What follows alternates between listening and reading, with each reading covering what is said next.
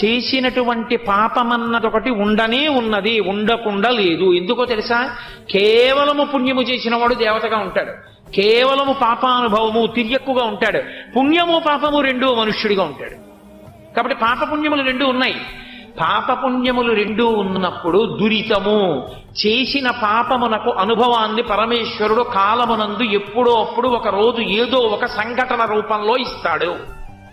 ఉంది చేసిన పాపం, ఆయనే నిష్కారణంగా నీ కన్నుల వెంట నీరు కారేటట్టు చెయ్యడు. ఒక సంఘటన వలన ఒక్క క్షణం ఏడిచావు, ఒక సంఘటన వలన ఒక పూట ఏడిచావు, ఒక సంఘటన వలన ఒక రోజంతా ఏడ్చావు, ఒక సంఘటన వలన ఒక జన్మంతా ఏడవలసి వస్తుంది.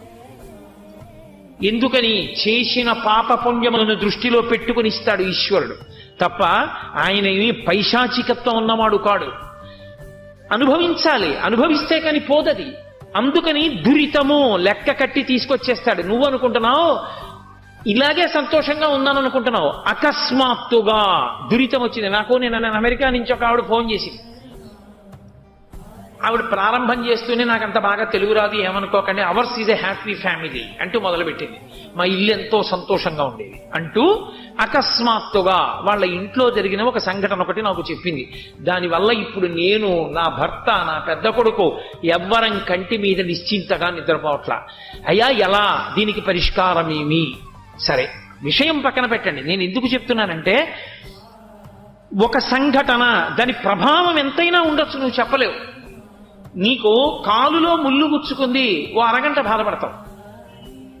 నువ్వు వేసుకున్న పాదరక్షలోకి రాయి దూరింది, చెప్పు విప్పి దులుపుకుని మళ్ళీ వేసుకునేంతసేపు బాధపడతావు. కంట్లో నలకపడింది, ఒక రాత్రి బాధపడతావు. ఒక జీవితం అంతా బాధపడవలసిన వాటి గురించి ఇంత మంగళకరమైన వేదిక మీద కూర్చుని నేను ఉచ్చరించి చెప్పను. కానీ ఏది జరుగుతున్నా సుఖము కావచ్చు, దుఃఖము కావచ్చు, ఈశ్వరుడు దురితమును లెక్క కట్టి ఇస్తున్నాడు. అది వస్తోంది, ఎప్పుడో వస్తుంది. అది రాదని చెప్పడానికి అవకాశం లేదు. ఎందుకంటే నువ్వు చేసిన దురితం ఏమిటో నీకే తెలియదు కాబట్టి ఇది రాదని చెప్పలేవు. కాబట్టి ప్రార్థన చెయ్యాలా వద్దా? అక్కడ ఈశ్వరుడు యొక్క అవసరం. అయ్య బాబోయ్ ఈశ్వరా, అప్పుడు ఏదో తప్పు చేసేశాను తెలియక, నన్ను మాత్రం అంత పెద్ద శిక్ష వెయ్యకేం తండ్రి అని చిత్తశుద్ధితో నువ్వు ప్రార్థన చేస్తే ఆయన ఏం చేస్తాడంటే, నమశివాభ్యాం అశుభాపహాభ్యాం, పాము కరవవలసిన వాణ్ణి చీమతో కరిపించి వదిలేస్తాడు. ఆయనకు అధికారం ఉంది మహానుభావుడికి. కాబట్టి ఆయన దురితమును తీయగలడు, దురితము యొక్క ప్రభావమును తగ్గిస్తాడు ఆయన బాగా. ఈ తగ్గించగలిగినటువంటి శక్తి కలిగిన వాడు దైవం ఒక్కడే కనుక ఆయన నీ కంటికి కనపడ్డాడా కనపడలేదా అని చూడకుండా రోజు ఆయన ప్రార్థనతో ప్రారంభం చేస్తాం కాదు. నేను అంటూ ఉంటాను తరచు, అందుకే 108 నామాలతో పూజ అందుకే చేస్తారు. ఎందుకని? నేను ఏడవకుండా ఉండడం అంటే నాకు అనారోగ్యం రావడం వల్ల ఏడవడం కాదు, నాకేదో కాలు నొప్పెట్టో చేయి నొప్పెట్టో ఏడవడం కాదు. నా కొడుక్కి కాలు నొప్పెట్టింది, నేను ఏడుస్తానా ఏడవనా? నా కొడుక్కి జ్వరం వచ్చింది అనుకోండి, నేను ప్రశాంతంగా ఉపన్యాసం చెప్పగలనా? నా మనసు ఉద్వేగానికి గురవుతుందా అవదా?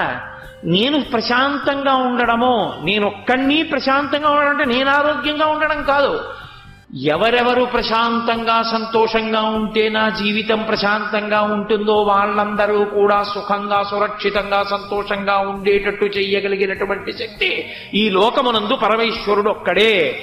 ఎంతమంది సంతోషంగా ఉండాలి అంటే వాళ్ళ వాళ్ళ పాపపుణ్యములను అనుభవించడానికి వాళ్ళ యొక్క ఏ ఏ రాసులలో వాళ్ళు తిరుగుతున్నారో ఆ గ్రహములు ఏ ఫలితాన్ని ఇస్తాయన్న దాన్ని బట్టి ఉంటుంది. జాతకంలో గ్రహాలు తిరగడం దేని బట్టి ఉంటుంది, ఏ నక్షత్రంలో పుట్టాడన్న దాన్ని బట్టి ఉంటుంది. ఉన్నవి 27 నక్షత్రాలు, ఒక్కొక్క నక్షత్రానికి 4 పాదాలు, 27 × 4 108 పాదాలు. 108 పాదములలో కుక్క పుట్టినా, పిల్లి పుట్టినా, పంది పుట్టినా, కొడుకు పుట్టినా, మనవడు పుట్టినా, భార్య పుట్టినా, ఎవరు పుట్టినా ఆ నక్షత్రాల్లోనే పుట్టారు. ఆ నక్షత్రాల్లో పుట్టిన అందరూ ప్రశాంతంగా ఉండాలి. ఒక్క నా కొడుకు నా కూతురు కాదు, లోకా సమస్తా సుఖినో భవంతో. 108 పాదములలో పుట్టిన ఈ చరాచర జగత్తంతా సంతోషంగా ఉంటే నేను సంతోషంగా ఉంటాను. ఇది విశాల హృదయం. అందుకని 108 నామాలతో ఈశ్వరుణ్ణి పూజ చేస్తారు. అందుకు కదా ఒక దేవాలయ ప్రాంగణంలో ఏం చెయ్యాలి అని అడిగారు. అక్షయ తృతీయ వచ్చింది అంటే దేవాలయంలో సుబ్రహ్మణ్యుడు ఉంటే అభిషేకం చేయించాలి. దేవాలయ ప్రాంగణంలో, అది శివాలయం అయితే ఉమామహేశ్వరార్చన జరగాలి, లక్ష్మీనారాయణుల దేవాలయం అయితే లక్ష్మీనారాయణుల యొక్క అర్చన జరగాలి. అక్షయ తృతీయ నాడు తప్పకుండా అందరూ ఆ పూజ చూడాలి. అందరూ ఆ పూజ చూసి తీర్థప్రసాదాలు పుచ్చుకోవాలి. అక్షయం అవుతుంది నీకు. ఈశ్వరుడి ప్రసాదం పుచ్చుకున్నావు. ప్రసాదం అంటే అనుగ్రహం. అక్షయం. నీ జీవుడు ఎన్ని జన్మలలో ఉన్నా ఈశ్వర అనుగ్రహము అక్షయం అవుతుంది. లేకుండా నీకు ఎక్కడి నుంచి వస్తుంది? ఆ రోజు ఈశ్వర పూజ చూసావు నువ్వు, అది నీ జీవితానికి ధన్యత. ఎన్ని జన్మలో, ఎన్ని కోట్ల సంవత్సరంలో వీడు పూజలు చేశాడు, చూశాడు, వేసేస్తారు. వీడు ఎన్ని, అసలు లెక్కలేదు దానికి. నేనేదో అంకె అంటున్నాను, సంఖ్య, అది కుదరదలాగా. అక్షయం, అన్ని మాటలు పూజ చూశాడు అని లెక్క కడతారు. అది జీవితంలో మహాదృష్టం. మరి అక్షయ తృతీయ నాడు పూజ చేయక, పూజ చూడకపోతే ఇంకెందుకు ఆ దేవాలయం? అందుకే నేను ఇప్పుడు మురళీ గారిని అడిగాను, రేపు అక్షయ తృతీయ గురువారం నాడు వస్తోంది, ఆ రోజున ఉతకభాండం దానం చేస్తాం, మీతో మనవి చేశాను, పెరుగన్నం పెడతారు. ఆ రోజు సాయంకాలం అయ్యా నేను ఉపన్యాసం 1 గంటే చెప్తాను. ఉపన్యాసమే ఉంది, రోజు వింటున్నారు. కావలసింది ఏ తిథి నాడు జరగవలసింది ఆ తిథి నాడు జరగాలి. కాబట్టి 1 గంట ప్రవచనం అయిపోయిన తర్వాత చక్కగా లక్ష్మీనారాయణుల్ని, ఆ స్వామిని వేదిక మీదకి వేంచేపు చేసి అక్షయ తృతీయ నాటి సాయంకాలం స్వామికి గొప్ప అర్చన జరుగుతుంది. ఆ అర్చన అంతా చూసి మనందరం తీర్థప్రసాదాలు పుచ్చుకుని ఇంటికి వెడతాం. అక్షయ తృతీయ నాడు అనుభవించవలసినటువంటి గొప్ప స్థితి అది. నీకేది తెలుసో అది నిన్ను నమ్ముకున్న నలుగురికి నువ్వు చేయించాలి. అందుకు ఇంత పెద్ద వేదికేసి నీకు పరిపేసి కూర్చోబెట్టింది. వాళ్ళందరూ ఇరుక్కుని కూర్చున్నది. నువ్వు మాట్లాడవద్దు అంటే మాట్లాడడం మానేసింది. నువ్వు సెల్ ఫోన్ పట్టుకోవద్దు అంటే పట్టుకోవడం మానేసింది.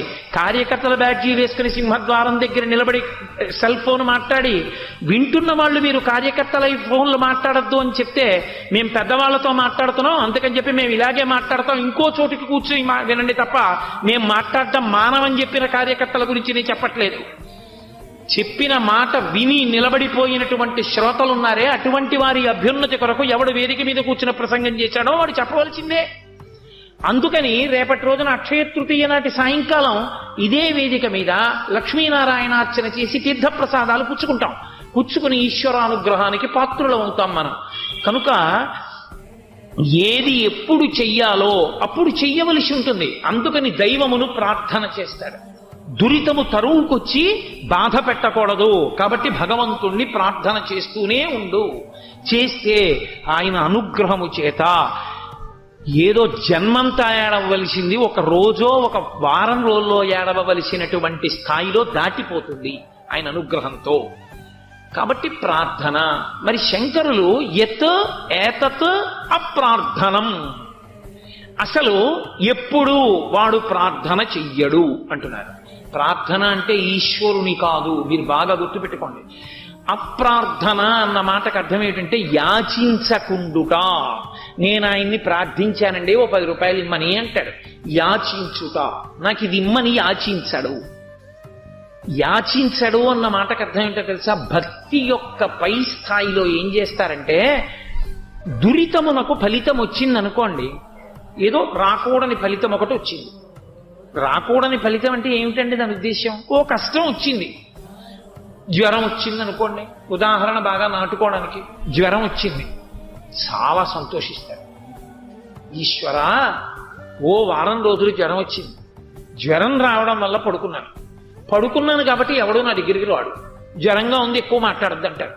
కాబట్టి హాయిగా మనస్సుతో నువ్వు స్మరించకూడదని ఎక్కడుంది? జ్వరంతో ఉంటే మాత్రం హాయిగా పడుకుని సుఖంగా నేను ఉపవాసం చేస్తే ఎంత సాత్విక ఆహారం తింటానో అలా ఏదో రొట్టె ముక్కో కాస్త బత్తాయి రసమో తాగి విభూతి చల్లుకుని ఆ రామాయణంలో ఉన్న శ్లోకాలు వైభవం అంతా హాయిగా అలా మళ్ళీ బాలకాండ నుంచి పట్టాభిషేకం వరకు పురస్చరణ చేసి అనుభవించాడు.